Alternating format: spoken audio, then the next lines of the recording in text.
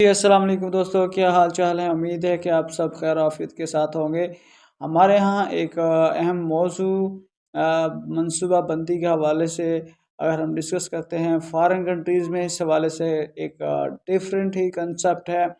وہاں کے معروضی حالات اور پس منظر اور بیک گراؤنڈ میں کیا ان کی سٹوریز چل رہی ہیں، اس کو اگر مد نظر رکھا جائے تو وہاں پر اس حوالے سے اس چیز کو پروموٹ کیا جا رہا ہے کہ خاندانی منصوبہ بندی کے بجائے پروڈکشن کا عمل جو ہے زیادہ ہونا چاہیے، اور جو زیادہ بچے پرورش کرے گا وہ گورنمنٹ اس کو سپورٹ کرتی ہے، فائنینشیلی بھی اور دوسرے معاملات میں بھی اس کے لیے بہت سارے ایڈوانٹیجز رکھے ہوئے ہیں۔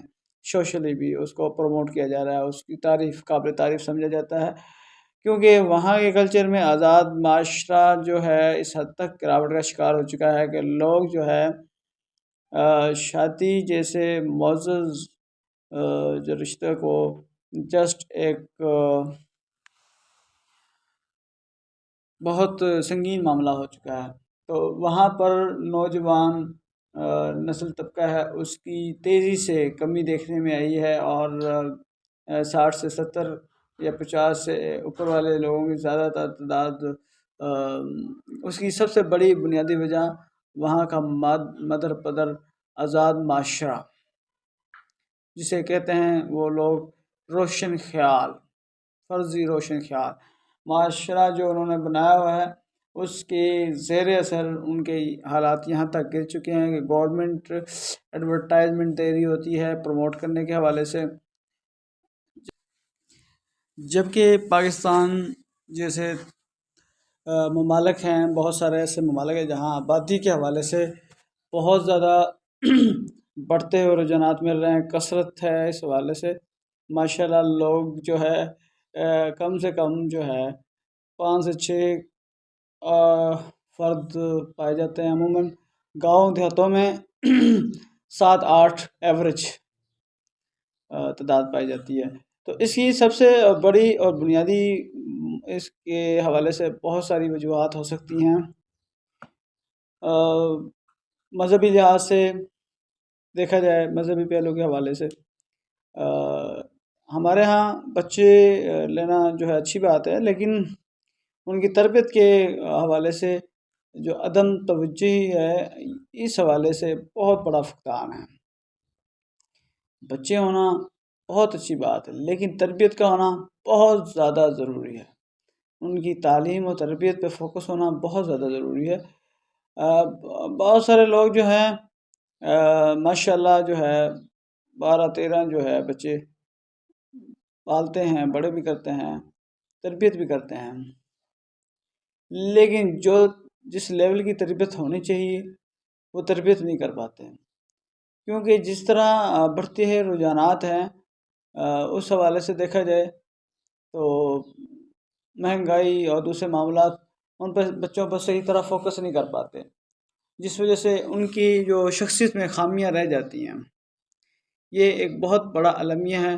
میرے یہاں کہنے کا یہ مطلب نہیں ہے کہ صرف 2 ہی بچے لینے چاہیے، یہ پالیسی بھی غلط ہے۔ میرا یہاں کہنے کا مطلب ہے تو کوانٹٹی اینڈ کوالٹی دونوں چیزوں پر فوکس کیا جانا چاہیے۔ اگر آپ جسٹ کوانٹٹی پہ فوکس کر رہے ہیں کہ تعداد زیادہ ہو، 10 ہوں، 15 ہوں، 5 ہوں، 2 ہوں، 1 ہو، اس کی کوالٹی بھی بہتر ہونی چاہیے۔ میرا یہاں پر آپ کو یہی پیغام ہے کہ جو بھی آپ بچوں کی پرورش کے حوالے سے، ان کی پروڈکشن کے حوالے سے فیصلہ لیتے ہیں تو ان کی تربیت کے حوالے سے بھی فیصلہ لیں۔ اس چیز کو لازمی مد نظر رکھیں، ان کو وقت دیں، ان کی تربیت کے ہر پہلو کو جانچیں، کیونکہ اس نے معاشرے کا ایک فرد بننا ہے، اور اگر آپ اس کو اچھے پیرائے میں تربیت دیں گے تو انشاءاللہ وہ معاشرے کا ایک اچھا فرد بن سکے گا۔ تو یہاں پر جو ہے یہ موضوع ہے بچوں اور مستقبل کی بہتری کے حوالے سے جو اکثر یہ نمونہ پیش کرتے ہیں بچے 2 ہی اچھے یا بچے کم ہی اچھے، تو یہ پالیسی غلط ہے۔ اس کے بھیانک نتائج جو ہے اس کے اثرات آپ یورپ میں دیکھ سکتے ہیں۔ وہاں پر انہی پالیسیوں کے زیر اثر رہتے ہوئے آج وہاں کے معاملات اس حد تک گر چکے ہیں کہ گورنمنٹ جو ہے لوگوں کو اس حوالے سے موٹیویٹ کر رہی ہے کہ ہم آپ کو وظائف دیں گے، آپ بچوں کی پیداوار بڑھائیں، آپ بچوں کی پیداوار بڑھائیں۔ تو یہ جو معاملہ ہے بہت ہی سنگین ہوتا جا رہا ہے اس حوالے سے۔ تو کچھ لوگ جو ہے اس حوالے سے پالیسی اپناتے ہیں اور 1 یا 2 بچوں پر فوکس کرتے ہیں، تو جس کی وجہ سے وہ خود بھی پھر بھی ذہنی تناؤ کا شکار ہو جاتے ہیں۔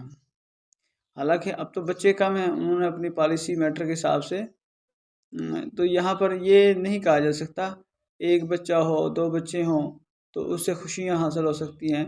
یہ دنیا امتحان ہے۔ اولاد جو ہے اولاد جو ہے مال دولت، یہ انسان کے لیے آزمائش ہے، چاہے تھوڑی تعداد میں ہو چاہے زیادہ تعداد میں ہو،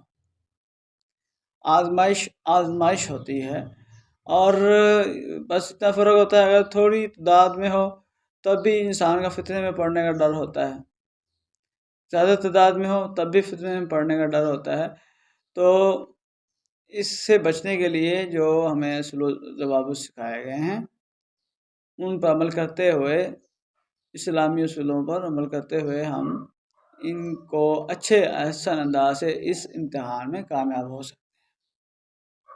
تو اللہ پاک جو ہے ہمیں صحیح فیصلہ لینے کی توفیق عطا فرمائے اس حوالے سے، اور جو غلط فہمی ہے اس کو دور کر لینی چاہیے کہ منصوبہ بندی، ہاں یہاں پر ایک بات ضرور ہے کہ اگر عورت کی صحت کے حوالے سے اگر بات کی جائے، وہ بیئریبل ہے اور بچوں کی نگہداشت کر سکتی ہے، اور مزید آپ فیملی بڑھانا چاہتے ہیں اور اس قابل ہے تو آپ مزید منصوبہ بندی کر سکتے ہیں نئی جنریشن کے لیے۔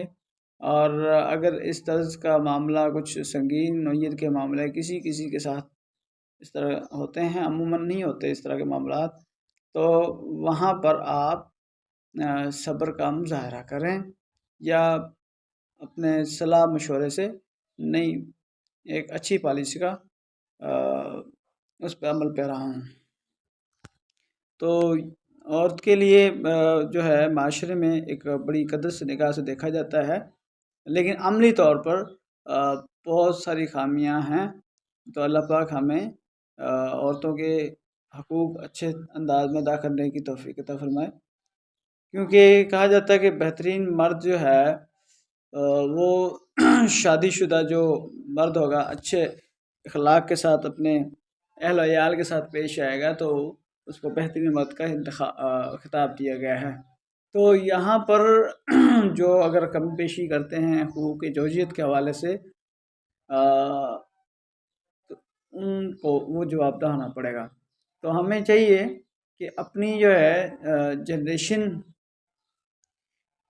کی گروتھ کے لیے، ان کی ذہنی جسمانی ہر لحاظ سے اپنے پارٹنر کو جو ہے ذہنی سکون دیں گے تو وہ بچوں کی تربیت پر فوکس کر سکے گی۔ اگر وہ ذہنی عزت میں ہے تو اس طرح کے معاملات کی وجہ سے بھی بچے ذہنی اور جذباتی اور بہت ساری نفسیاتی عوامل یا عوارض بیماریوں کا شکار ہوں گے۔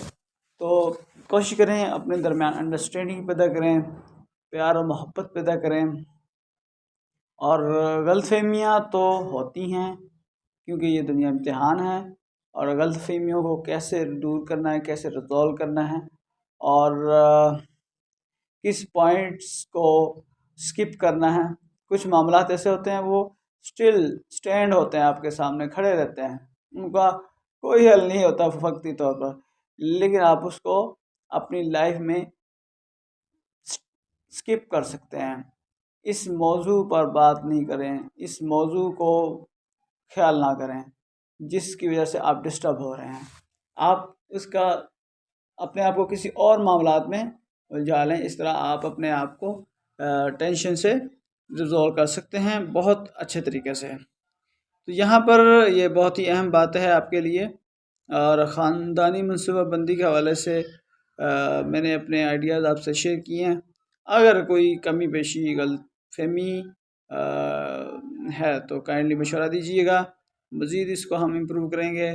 تو یہاں پر ہمیں جو